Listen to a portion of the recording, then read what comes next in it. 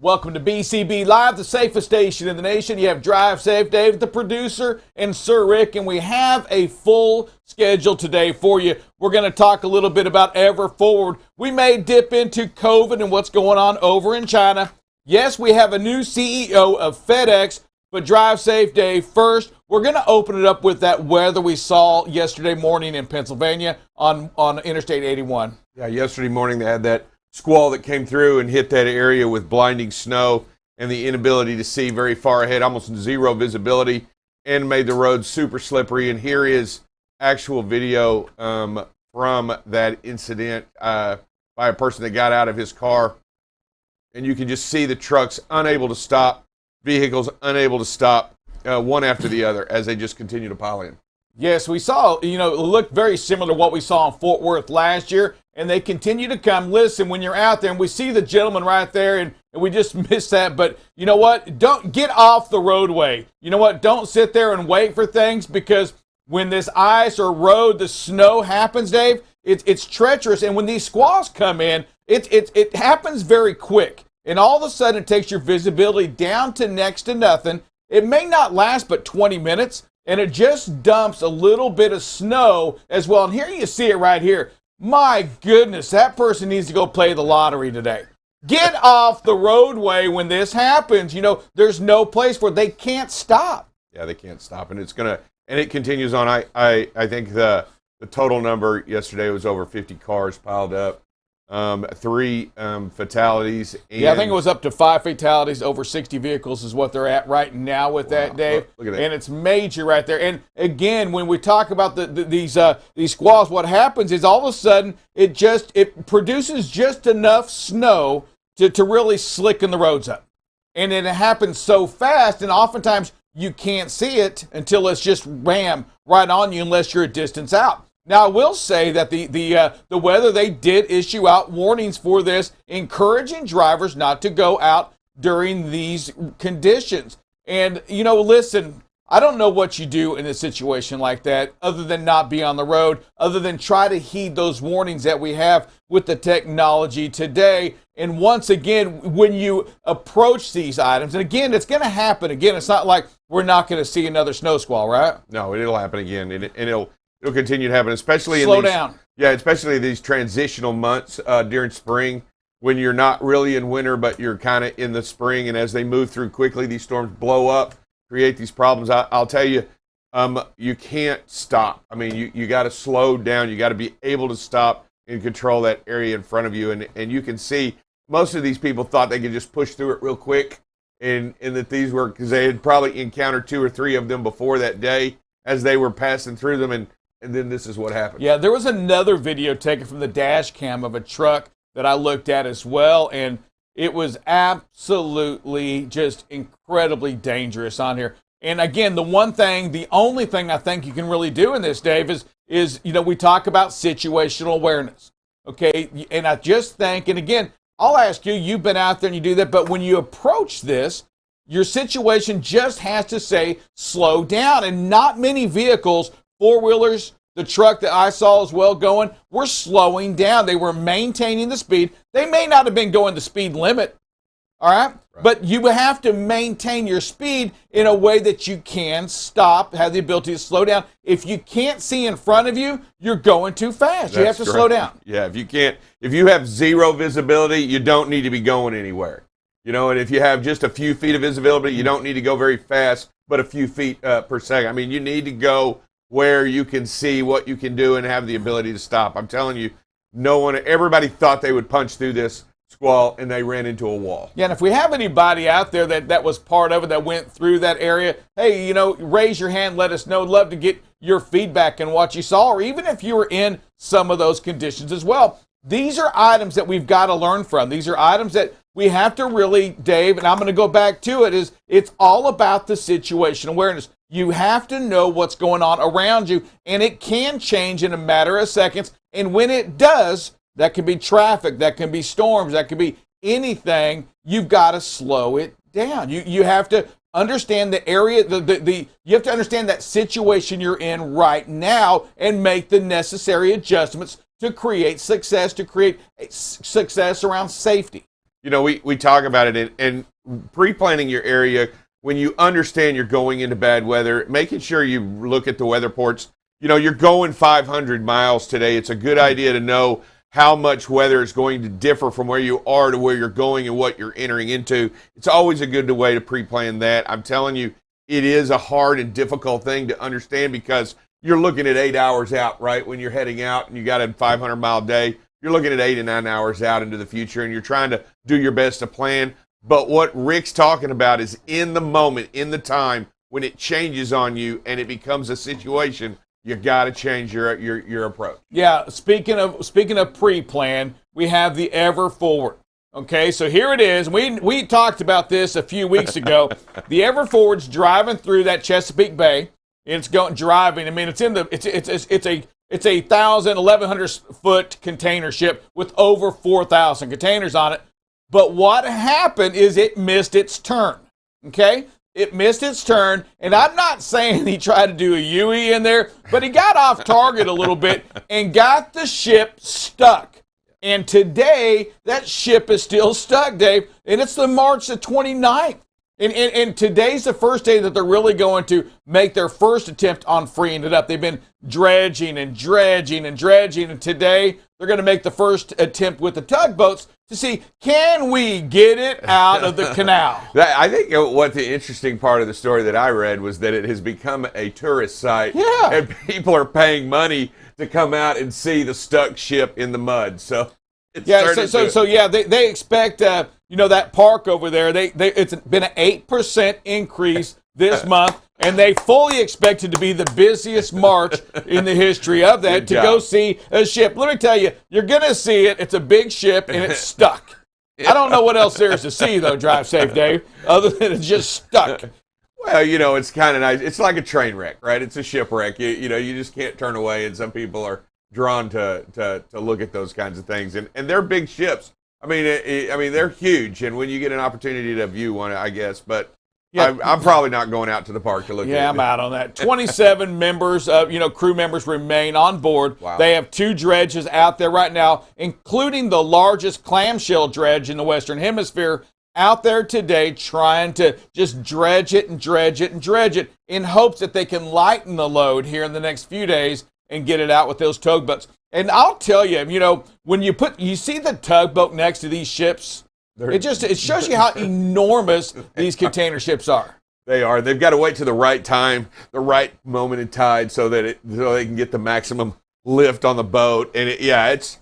I don't know if they're going to be able to get it. They don't even know. They don't even think that they're. No, they say it will probably take a couple of weeks, is what they assume, to get it out. I don't know if they're flying in the folks from the Suez that help do that or not, or if they're just counting the money, right? Maybe they're just letting it sit there and start counting the money. And here's the deal: it's not blocking the canal, though. They're able to continue business through. It's just off the side of the road. Yeah, so if you're expecting some goods, it could be in one of those 4,000 boxes in the ocean. So if you're tracking it and it shows it's still in the canal, it's in the Everstuck or what is the name of that anyway? I thought it was the Evermore, Evergreen or something. Hey, we're going to come back. We're going to talk a little FedEx.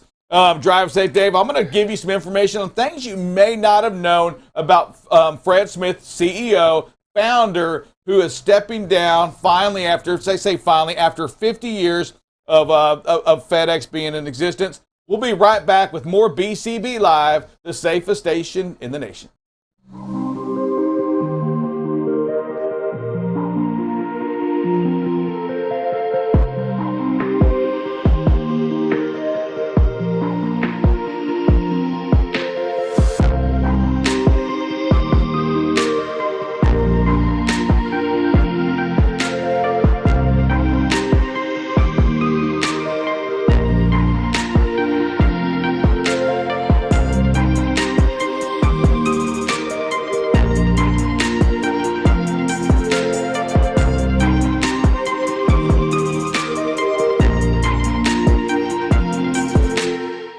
Welcome back to BCB Live, safest station in the nation. Drive safe, Dave. This June, FedEx celebrates its 50th anniversary, and Fred Smith, the CEO, the founder, will be stepping down, going into the executive chairman role as they bring in a new CEO. Yeah, I was reading some of the article. Interesting stuff. A lot of praises about Fred Smith in the article and from different people around the industry in the company that he's built over the last 50 years. A pretty big company. I saw they had almost 600,000 employees worldwide with FedEx. Pretty interesting stuff. Yeah, I would count that a pretty big company. And also pretty big is when you do $92 billion of revenue. That's also considered pretty big. I don't know what real big is, Drive Safe Dave, but if $92 billion is pretty big, I can't imagine how big real big is. But no, here he is. So he steps down, 77 years old, a dream, Dave, that was written in college. Yeah. That he's noted as saying he got a C on that for this FedEx concept about delivering freight overnight. He got a C. He got a C. So so there are some other things. I'm going to tell you. A C, right? Yeah, well, and $92 billion later, here we go. So some odd things about Fred Smith that you may not know. Born in Mississippi.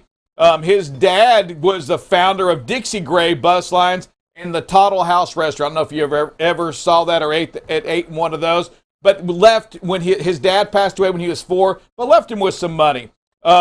He also had a disease that he had arthritis in the hip. He outgrew it in his teenage years, able to play baseball, football later on. He started beginning flying in high school. Wow. While at high school, they started him and a buddy started a record company that's still around today, Ardent Records. You music man may know who that is. No idea. Here it is, though. As an undergraduate at Yale, he wrote a paper that he described the concept of overnight packages, and then he got the C on that, Drive Safe Dave, at Yale. You know, the high C? What, this will never happen. You know, what are you talking about, dude? 2-0 and go. Let's go. Oh man, but he did. He was in the Marines. Oh, nice. 2 tours in Vietnam. Oh wow. One in the infantry, and the other was a pilot. And he was a lieutenant when he was in the Marines. Nice. I didn't know if you knew that or not. I did not. I did not as well. Let me see, one more thing. Oh, so he started FedEx back in 71. He chose a name as in part because he was hoping to have a contract transporting checks for the Federal Reserve System. Oh, I didn't know that.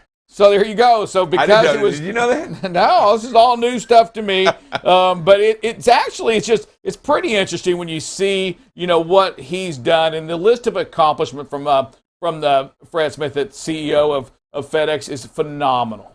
Let me tell you something. He was an innovator. He created the overnight system and quickly realized that he had to get into that ground. And when he went into the ground, I remember that day because I was over on that Airborne Express side saying, why would FedEx buy out RPS? You remember the RPS guys? They bought them out, kept really that same concept of contractors delivering the freight to where it is today. That FedEx ground side is just massive as well. Yeah, it's unbelievable. I think it's, I think if I'm not mistaken, I think I read that it is still the largest, even more than UPS, still the largest number of teams in the country. FedEx Ground has pretty unbelievable stuff. Yeah, without a doubt, amazing. And then, Drive Safe Dave, we have the final story that we want to kind of dip into, and we have an interview on this as well. This was with Don Christensen, who's been on the show before on BCB Live, and also Automation.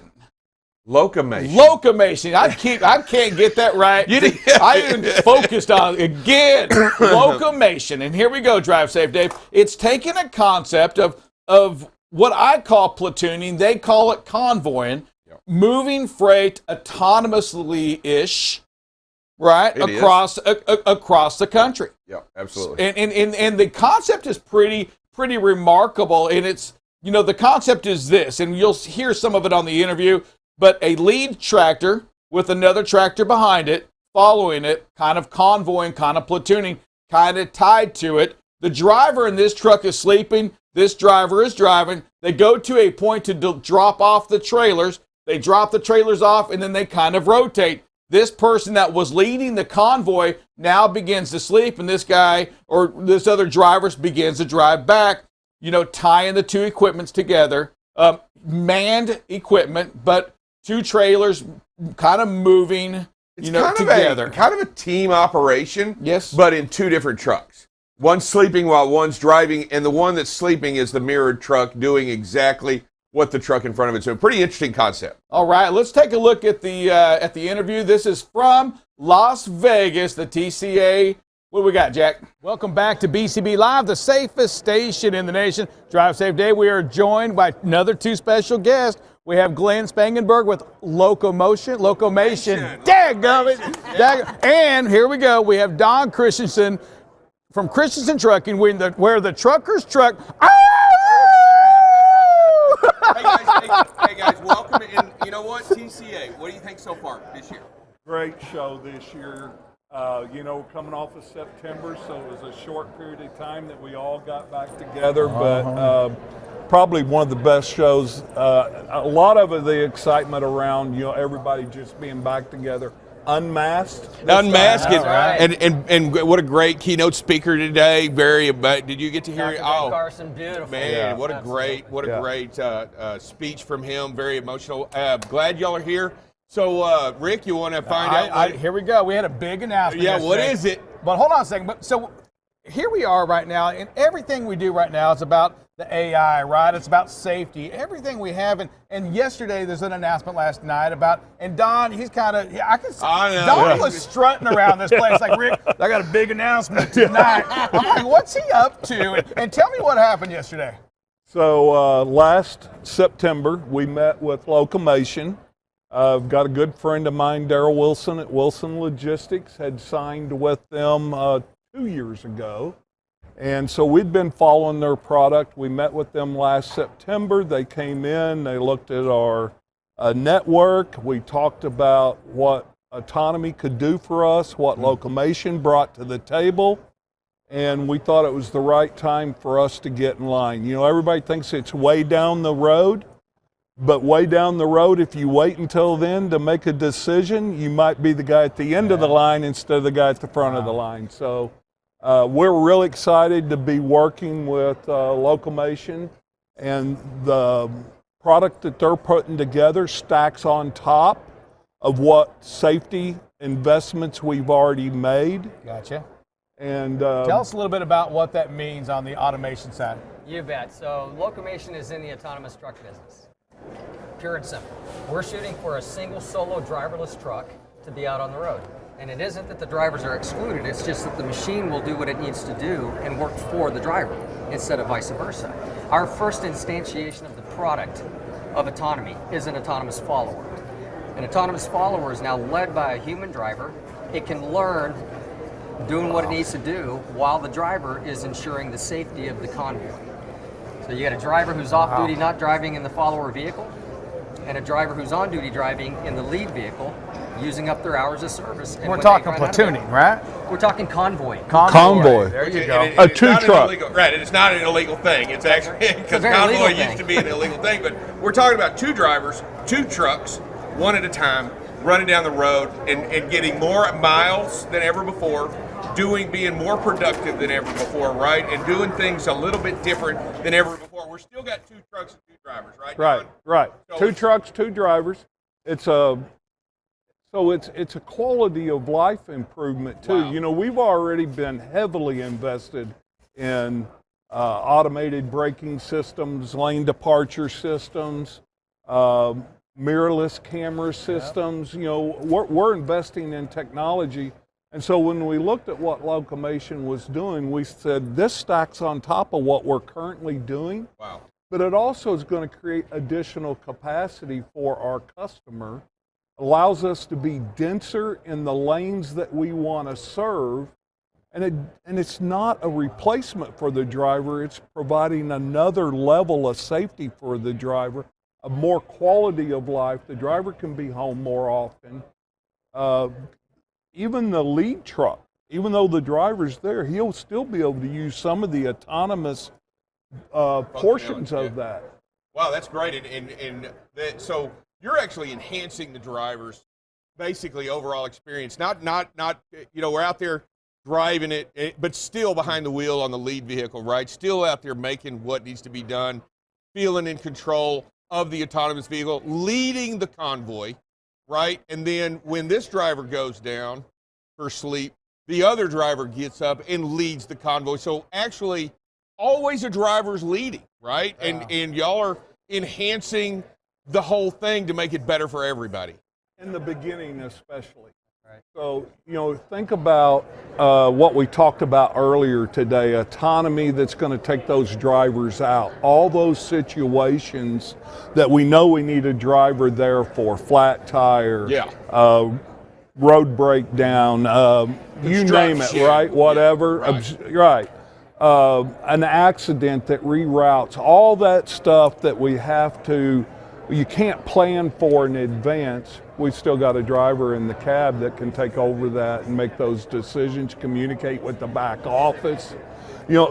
As simple as, hey, we're not going from Nashville to Atlanta now, we're going from Nashville to Macon. I got to change that, right? Yeah. Right. Talk to me about the driver. So you talk about the not the lead driver, the one in the back that's trying to sleep back there, right? I mean, there's got to be a learning curve. Talk to me about the learning curve, what you see in that driver that's sleeping, trusting, that the lead driver in my truck is doing the right thing. Absolutely. So our model is much like a team operation. The only difference is each driver has their own fart cab, as they affectionately refer to it. And so while you've got a driver leading, you have a driver that's also in the back of that bunk that also has to trust the leader driver. So in today's environment, that's how they do it. And while I'm sleeping in your driver, I'm trusting you. I have to, right? And so it's really kind of the same thing. The difference is that when I'll call it this way, when the man meets the machine and owns the machine, there's a whole different relationship between the technology and the human. So as I get more comfortable with my truck, it's my truck. And as I get more comfortable with its ability to do what it does, and I might start out by maybe getting over into the passenger seat and just observing while we're following the leader driver. I might, every once in a while get a little bit antsy, but at some point I'm going to go back and I'm going to totally not pay attention at all to the driving function. And by the way, then when I get tired, I'm going to lay down and go to sleep. Yeah. Wow. That's and I listen to it. And what I do like about this is that you're going to answer some of the questions we all have. Some of the questions I have, like if the truck breaks down, and they do, who's going to set the triangles out if it's running out there by itself? Who's putting those out by law? And you've already answered that, right, guys? Because you have a driver in the truck. You guys are going to solve some of these difficult problems that I think this industry is going to have to figure out, right? Eventually, right? When are you getting these? When? Yeah. So within the next couple of years, we think we'll have autonomous vehicles on the road platooning. Wow. All right. Wow. But the real answer to that is when Locomotion says it's safe. That they've got the product and it's available and it's ready. I like that. When they're ready, we're ready. Got it. When they're ready, we're committed to being 100%. So they also bring a product that's load optimization. So they look across all of our customers, all of our network, and they told us where we could gain capacity and density and run 2 trucks, leaving our terminal at the same time, day in, day out, deliver the same 2 loads to a hub spoke type terminal. So we're already going to gain benefit between now and the first time we put an autonomous vehicle on the road with the load software, optimization software that they already have. So Glenn, the answer is, so now, in other words, Don's saying, Glenn, give us the answer. When's that going to happen? Yeah, when's that happen? Absolutely. So I don't have a crystal ball, but I can tell you what the steps are to get there. And it's called the safety case framework. Gotcha. And we all have to do this. So anyone who's in this autonomous space, we don't even refer to ourselves as competitors. We have an obligation to get this to the starting line. All of us do. Because if right now we were to say, okay, we're all fighting, but they're not fighting for market share. These systems aren't going to be out for a while. We still have regulatory barriers to hurdle. We have safety issues to hurdle. We either rise or fall together, in the autonomous truck space, and we must succeed at this for the clients that we serve. So the answer is when we can prove it, Now, our estimate for when we're going to be able to do that is end of 2023. We'll deliver the first systems to Darrell Wilson. Well, it's a smaller problem to solve when you have a human-guided convoy. You don't have to plan for all of those other things. You literally have to plan for where are the loads, and do you have the drivers who are certified, and can we get them trained and that sort of thing. So we'll do that. So when you talk about that, Don, you bring up a great point. Are the customers, when you talk to them, you got to go to them, right? And you got to talk to them about, hey, I need 2 loads leaving at the same time, going at the same place for delivery, right? You're talking about that. So, but think about that. You got some customers that can do that, right? Absolutely, drop it. So we think some of our early adopters are going to be factory to DC. Gotcha. So I've got a lot of customers that manufacture in Middle Tennessee, and they have DCs that are 500 miles out, right? They're more than likely going to have 2 loads going to the same location at the same time. I like that. Also, I've got smaller shippers that are shipping out of the Nashville market, and they're going to a similar location. So, it's that middle mile we're going to solve first, and that's one of the big reasons we picked Locomation. Wow. Is we think we're going to learn together, but the first thing we got to do is get more vehicles on the road. Because they're not taking the driver out on day one, they're going to get on the road quicker. We're going to have a faster learning curve. We'll be able to pull our customers into that conversation earlier. So I could have customer A and customer B still shipping out of Nashville, both going into one of the 6 lanes that we've developed that we're going to target first. And they can still go together. Yeah, for certain. And then the optimizing part that, that you're talking about. I mean, you need that optimizer too, because it knows how to route the trucks here that are going to pick it up and platoon it or convoy it over to that hub area, right? Right. You need the intelligence. You need that optimization on that. Don, do you feel as well as you continue to grow your company that you're going to be able to bring a younger driver into the market because of that technology? We do believe that we're going to bring a younger driver because they're used to technology. They want to be in an environment where they utilize technology. We think this will even change the description of what a CDL license holder is, and it's going to be more. Think about your commercial airline pilot, right?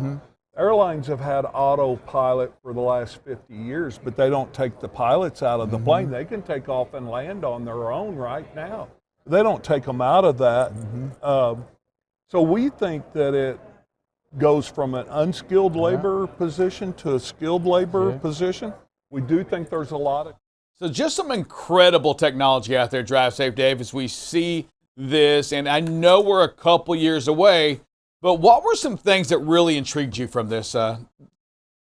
Just a different way of thinking of it, not helping the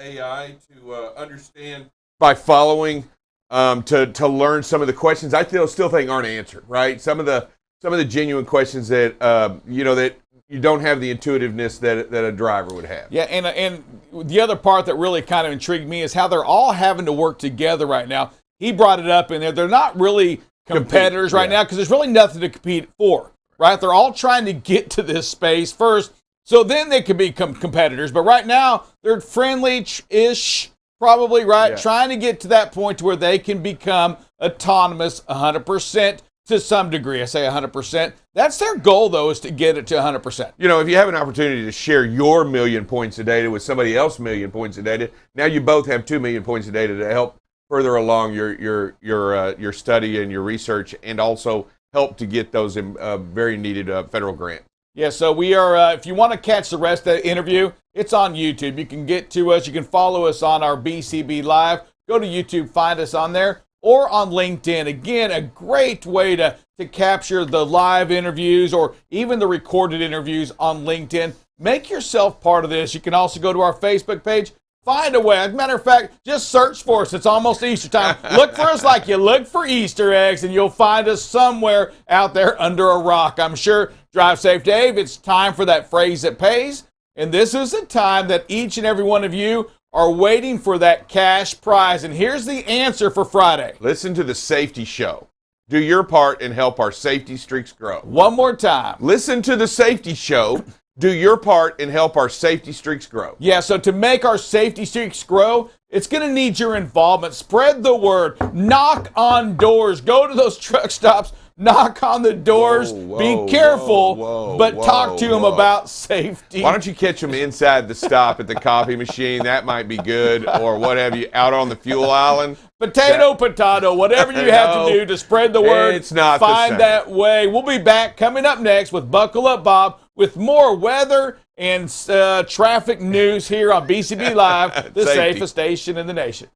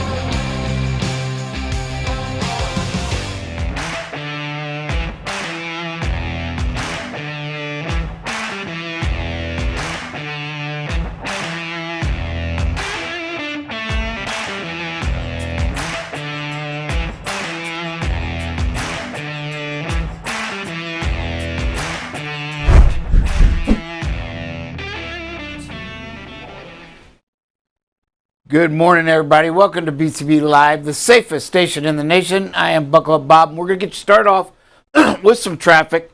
Again, looks like some normal commute traffic, if you will, for this area. Typical 35W northbound, downtown area, up here in the construction area north of 820 Loop, near north of Saginaw. Again, always 30 eastbound has an issue as you go through the Arlington area. And then the loop around Dallas has a lot of issues this morning. There was several accidents early. I think most of them are cleared, but you can see a lot of traffic all the way around the loop and the downtown area. 175, there was an accident as well right here at this merge point. Looks like that is starting to clear up. Got more red here near Duncanville, near that 20 split. And then, of course, 360 has a little bit area. And then as you get on the western side of the loop of Dallas, you have some problems stretching all the way from 183 down past 30, past into Cockrell Hill. So, again, 30 coming in from Walkwall. You just got a lot of issues this morning in the DFW area, so you're going to have to pack your patience, increase your spacing, and slow down as you come into these areas. As we look in Houston, Houston's a little bit more busier this morning than it was yesterday. You can see 10 all the way back to Katy on the eastbound direction. A lot of traffic, good 15 to 20 minutes delay there. The tollway just south of there as you approach the loop. Also, 45 coming up from the south. Once you get inside the loop, you're going to have a problem, as well as 69 down by Sugarland. The northern part, always a problem on most of these loops. Not too bad here on the Beltway, but again, 45 a little bit. Once you get inside of 99 on the southbound direction, you're going to have a little bit of a backup, as well as 10 as you head out of the city, across Channel View there. You're going to have a little bit of a backup as well in the Houston area. As we look at Kansas City looks pretty good, but a little bit more red than normal. Just some spots, so just going to be very slow in some areas. You're looking at 5 to 10 minutes. Lee Summit, and then the downtown area in Kansas City. So again, your loops are always your best bet, and the loop is completely green, it looks, for the most part, as you come into the Kansas City area. Get ready, Kansas City. You're going to be have some severe weather potential this afternoon. and we will get to that a little bit later. Hey, the 8094 crossing the Indiana-Illinois state lines looks good, as does 80 on the Illinois side. Joliet, right? Frankfort, all looks good. Bolingbrook, usually a problem. Not this morning as we start off.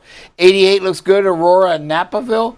90 up in Elgin and Schaumburg, you are clear. Your loops, 355, all look great, as does the 94 coming down from Wisconsin as you approach 294. So again, looks really good in the Chicago area if you're heading in that direction. As we look in Atlanta, right, our always red Atlanta. Again, 20 on the westbound side, you're backed up all the way to Lithonia and to the loop. The loop is just congested all the way from 20 to 20 going north. 85, again, backed up well past 316. 141, no picnic either, a bunch of stop and go places. 19, once you get south of Alpharetta, you have issues. And this morning we have 575 as a problem just before Hollywood Springs, all the way down to 92 as you approach 75 merge point. And then again, on the westbound side of the city, heading east, 20, you have a little bit of a backup once you cross Highway 6. And coming from the south, doesn't look too bad. A little bit of an issue here down at McDonough, but other than that, you're looking pretty good. Remember, you must take the loop around the city of Atlanta unless you deliver in it, inside the loop. As we look at Nashville, a little bit back to normal. 24 is stretched down all the way to 266. Big problem on 40, backed up past the airport. You can see it all the way to that 24 merge point, and that continues all the way into the downtown Nashville area. And then we have our normal 65-24 merge point at the northeast corner. But 40 on the west side of the city looks great this morning, as does the loop. Again, take that loop and avoid a lot of that traffic and headaches that you may experience staying on 40 on the westbound direction. As we look at the DC area, wow, a lot of red this morning on the loop, right?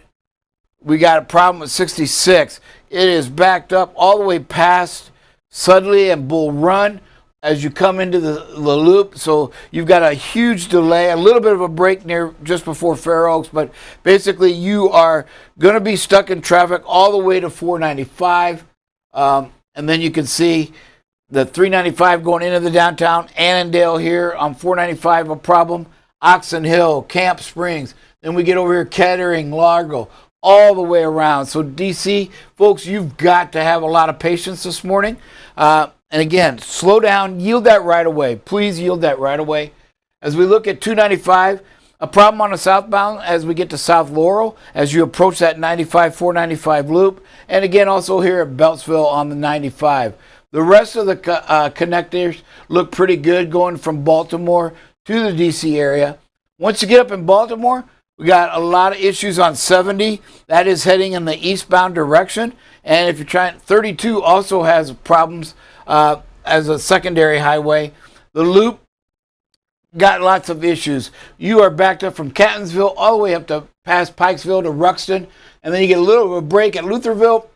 And then it picks up again all the way to Rossville. And then down here at Dundalk, you've got problems as well. So again, Baltimore, no picnic this morning. Just like DC, you're going to have to be patient, slow down, increase your space, and yield that right away. That is critical at avoiding accidents. As we look into the Philadelphia area, again, the Jersey side is in this Belmar area and the 55-42 merge point again. So you're going to have to be patient there. The rest of it looks pretty good on the Jersey side. 95, very long, a lot of dark red, probably several accidents. You are backed up well past Palmyra on the Jersey side, but you're on the the Pennsylvania side along the river. But you've got a huge stretch of highway that is going to slow you down, as well as 495 down here at Chester. 476, always usually a problem. It is in both directions, from Marple Township all the way down to 95. 76 is backed up well past King of Prussia. And even the 276, you're going to have a little bit of a slowdown. That is going to be in the eastbound direction. I'm sorry, in the westbound direction from White Marsh to Horsham. you're going to have a little bit of problem. Otherwise, 276 is your best bet. There's nothing other than just between that Horsham and White Marsh area in the Philadelphia area this morning. As we look at Indianapolis, Indianapolis looks great. 70, no problem. The city's good. Out by the airport's good. The loops look really good. Just a small little congestion here at the 69 split going north. Other than that, you look really good in Indianapolis this morning, everybody. So I want to get to some weather. We've got a lot of weather. Again, want to remind everybody, tune into your local stations. When we show you some potential inclement weather, you got to do it. You know, there was a huge pileup, as you heard him talk earlier, in Pennsylvania. That thing was about a 2-mile swath of a snow squall that just kind of came out of anywhere. Nowhere. It just, we looked at cameras and stuff, and the sun was shining all around that snow squall, but yet there was a 50-car pileup. So you've got to recognize when these things come out of nowhere, that potential for ice and slick pavement is real, and it's 100% risk there. So you've got to make sure that when we show these winds, you may be in an area that's not showing the wind right then and there, but probably within a 20-mile window, you are going to run into some strong wind gusts. And that's the same thing that we're going to see here today. So as we look at our wind gusts, so that's at 5 p.m. So right now, just starting to kick up on I-40 here as you cross into, going Mexico in New Mexico. And so just north of I-40, you have 43-mile-an-hour gusts. All around it, not so much. So again, you've just got to know the gusts are real. They're in that area. You just need to slow down, even if you're not experiencing them right at this moment. Oklahoma, you have some 30-mile-an-hour gusts already this morning, right? So just north of Oklahoma City there, going up 35. So you can see up in Montana, some big gusts there, 46 miles per hour. So again, pay attention. It looks really small, but let's watch this. As we get to around 11 o'clock, it starts to grow. You can see into the Texas Panhandle. The western or eastern Texas, all the way up from Red River down to Houston and further, the areas start to get, and we'll get rid of those for a minute, but they start to increase in the wind. So you're going to be looking at the mid-30s. That's by 11. So in the next couple of hours, you're going to start to see it. And then look what happens afternoon, right? It really gets dark red. Now watch, you hit these little light blue, and you're looking at near 60-mile-an-hour gusts. That is forecasted in some of the areas as these storms that we'll show a little bit later. This is funneling a storm system that is going to produce some very strong winds and potential hail. You can see Wyoming, it starts to increase. Iowa, Chicago, right? The whole Midwest are going to be in the 30-mile-an-hour gust potential. And then as you go to about 4 or 5, look at that. We are in the 40s, 55 down here along El Paso area potential. So again, you're going to have to shut down. Plan to shut down. Make a good plan and realize that if you're heading through New Mexico or the Texas, you are more than likely going to have to shut it down. You cannot drive. No one, no matter how heavy, can drive in 55-mile-an-hour gusts. So again, you can see it pushes up into Kansas by 4 p.m. So the Midwest is going to get hit again. Here at 10 p.m., it doesn't really die down. Dallas, still 45. El Paso still up in the 50s. Starts to move out of Albuquerque, but we're still got some problems in Kansas. And Nebraska starts to pick it up, right? Still in the 30s all day for Illinois and Missouri.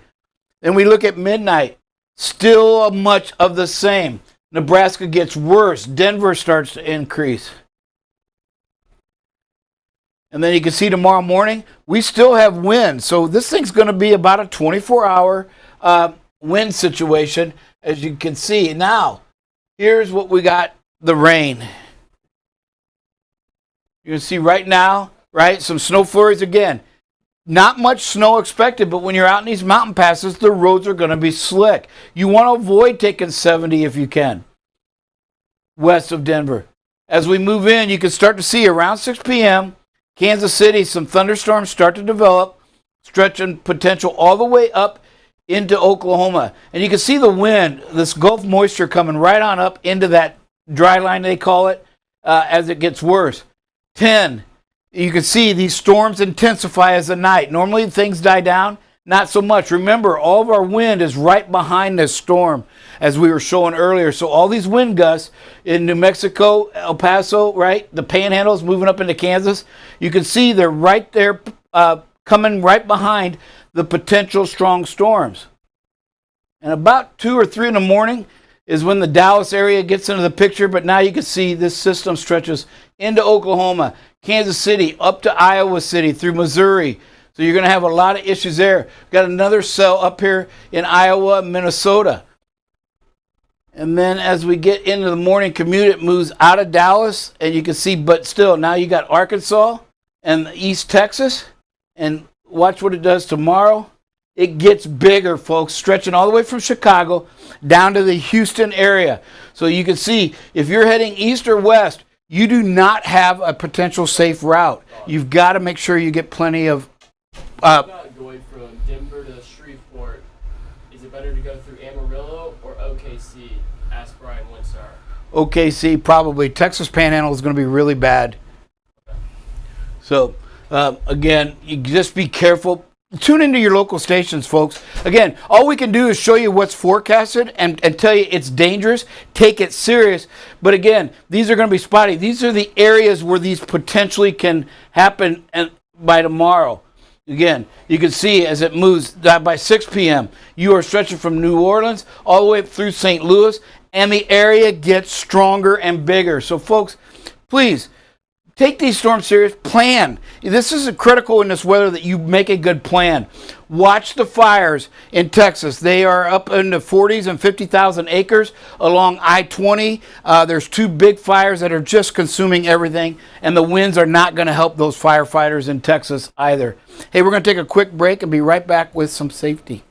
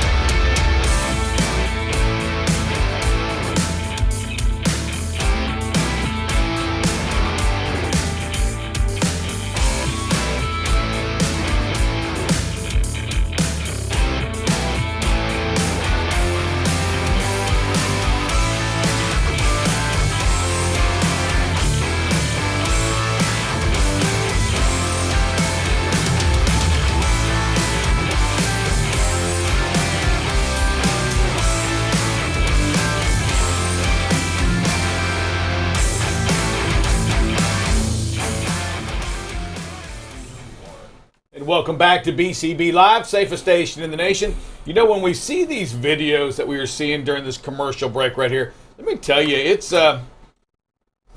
there are just a lot of close calls every day. Yesterday we saw some, I guess it wasn't close calls, we saw a major pile up on Interstate 81. And buckle up, Bob, I hear about these squaws, and I did read the article where they said, hey, they did put a notice out, some kind of alert went out to tell people, hey, avoid this area during this time. I've never seen those reports. Is that something that you get as well?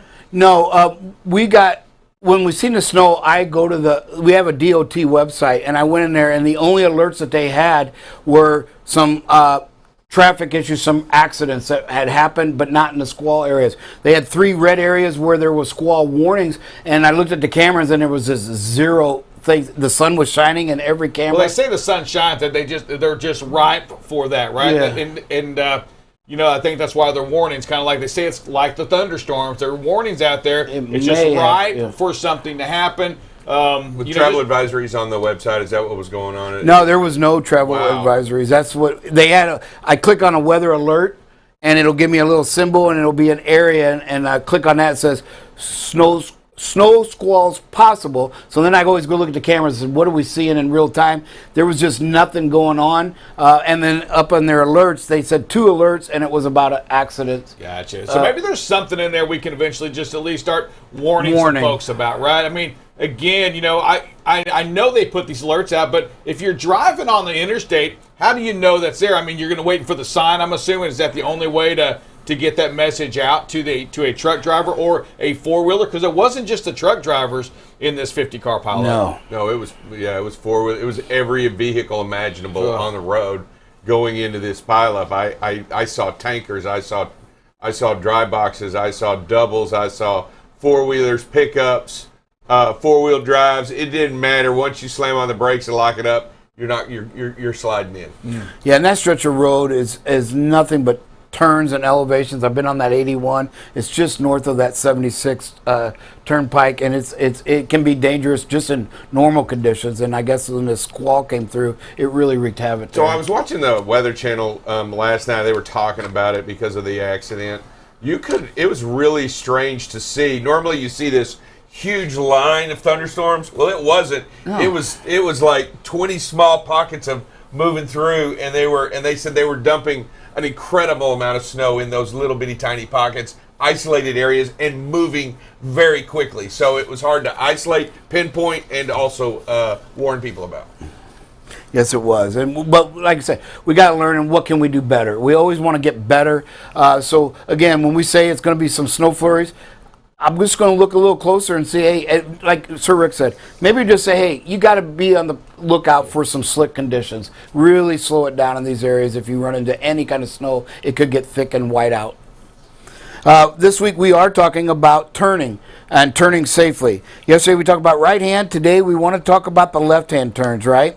And one of the things that you want to make sure you do is when you go to make the left hand turn, make sure that you are halfway into the intersection before you start to make your turn. Don't make it too early, too late, or it can cause you some issues, right? You can cause an accident by off-tracking of the trailer. If there are two lanes, stay in the right lane all the way through your turn as you make your left one. This helps you see any drivers on the left turn. And left turn accidents usually have a higher rate of fatalities. So make sure that you're doing everything right on the left-hand turns. We do have some videos this morning. And again, just pack your patience.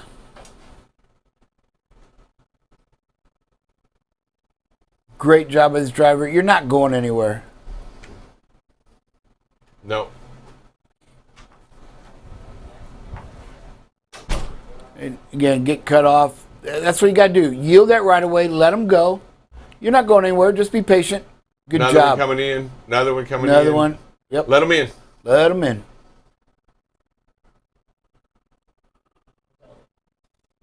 Here's still green light, Again, good job. The driver is able to stop, I believe.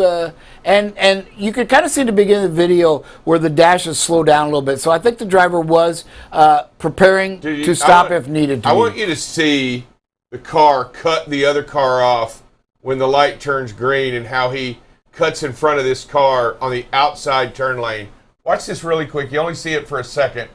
I'm not even sure that is a turn lane. Look, bam, just cuts him off. Because you see the solid white line on the one inside him? Just cuts him he just says, oops, and cuts him off. I think you're right, drive safe. Right here. Hard to see if there was two or one. I don't think it is. I think he just cut him off. All right. I do, too. Wow. Got to be ready for everything. All right. Here again, coming across. Remember, 1 out of 5 is going to jump out. So keep the good slow speed, space, and be prepared to stop. Good job here. Yes, sir. Really good. And the car in front of us is jumping out. Yep. Now here, this is in western Pennsylvania. Again, some snow just coming out. Slowing down. Remember, folks, what we say a lot, and we see it all the time, whatever you think the safest speed is, take it down another 5 to 10 miles an hour, and you're going to be probably close to exactly where you should be. Drivers do slow down. Typically, they just don't slow down enough. There is a chance for some How did this alert occur? I'm just curious, because there's a great distance in the... between here and that other one, yes. Here and the other vehicle. Is it the bridge that did it? Did something signal? I was just wondering how this was triggered or did the driver trigger this just to show the weather and the location? I was just curious, Bob. Yeah, it was an ABS alert. Okay. So the driver touched the brakes because of the brakes in front of us. Yep. Or the ABS lost control, or was trying to brake or something. Yeah, like there was the driver in the front touches his brakes and the ABS could alert on the trailer or something like that. All right. Now, as we look here again, what we want to do, and the driver does eventually increase the space, but hey, you're still less than 2 seconds behind this vehicle. Remember, that is tailgating. It is unsafe. So again, the driver moved over. Looks like he did a little brake check too, and I don't know why. Maybe he was frustrated. But again, make sure you just back off and let him go. Again, 2 seconds, count out loud. You know, there was about 1.5 to 1 3/4 seconds between here and that vehicle as they came into the lane in front of you. There's plenty of room there. I don't know what this truck's problem was, but you see the brake lights come on. And then, but again, drivers, back off more. Looks like you've got good space, but get more. I think the driver and the car in front are slowing up because he brake checked. It was hard to increase the space too quickly because, look, they're going at a pretty good click, and then watch the lines. They start to slow dramatically because they're both slowing. Both slowing down. Yeah, so I think the driver's trying to increase the space and eventually does, but I think this is all in the vehicle being judge, jury, and executioner out there on the road. Yes, really good job overall. All right, and that is the videos we have for today.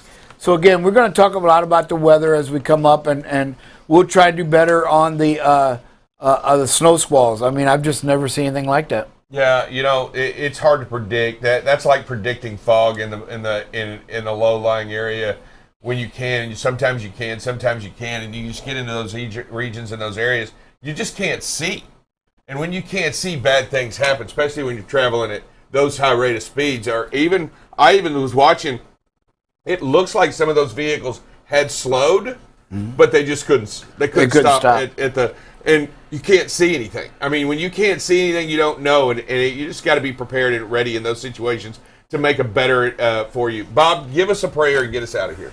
Dear Heavenly Father, Lord, let us focus on you, Heavenly Father. Let us keep our hearts to come to you for our wisdom, our advice, and just how we treat one another, Lord.